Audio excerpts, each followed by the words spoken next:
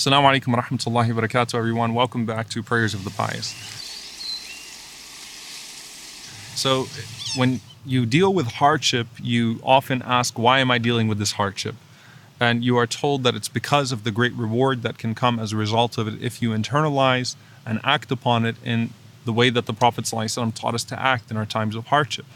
And a lot of times, as you are hearing lessons of Allah subhanahu wa ta'ala showering people of hardship and people that have been through trials with the mercy that He does, you start to wonder, is that the only way that I can gain the pleasure of Allah subhanahu wa ta'ala? Like the hadith of the Prophet ﷺ, that verily He tests those whom He loves. So can I only attain the love of Allah subhanahu wa ta'ala through severe trial and severe test? And this is a sentiment that would even be in the hereafter, that the Prophet, peace be upon him, said that when Ahlul Afiyah, people who were generally spared from hardship in this life, see the reward of those who were generally tested in this life, Ahlul Bala. So Ahlul Afiyah are the people that were spared, and Ahlul Bala, the people that were tested.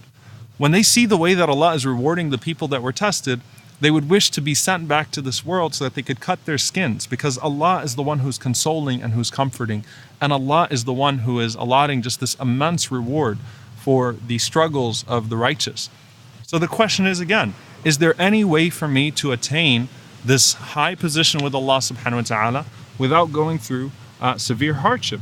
And how do we then reconcile that notion with the dua in the Quran, رَبَّنَا آتِنَا فِي الدُّنْيَا حَسَنَةً وَفِي الْآخِرَةِ حَسَنَةً وَقِنَا عَذَابَ النَّارِ. Oh Allah, we ask You for the best of this life and the best of the hereafter, and protect us from the fire of hell.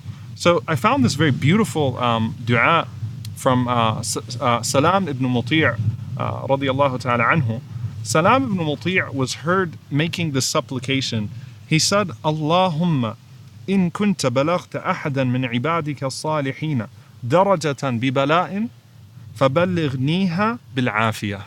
This is really beautiful. He said, Oh Allah, if You have granted any righteous servant of Yours a station because of a trial that they faced, then grant it to me while sparing me that trial. This is beautiful. Allah is capable. Oh Allah, if You have granted, Allahumma in kunta balaghta ahadan min ibadika salihina darajatan bi bala'in faballighniha bil afiyah. If You have granted any righteous servant of Yours a station because of a trial they faced, then grant it to me while sparing me that trial. Make this dua, dear brothers and sisters, and of course this isn't a hadith, so you don't have to make it in these words, but in that spirit, that Allah is capable of giving you the best of this life and the best of the next. Don't ask Allah for tests, but at the same time, be graceful when Allah does test you. Because it may be that the only way that we reach that station is by that test and by that trial. But at the same time, when you ask Allah subhanahu wa ta'ala, know that you are asking a merciful Lord, know that you are asking a capable Lord. So ask Him for the very best, and this is what comes in this very beautiful dua from Salam ibn Muti' rahimahullah ta'ala. May Allah subhanahu wa ta'ala grant us the best of this life and the best of the hereafter, and protect us from the punishment of hell.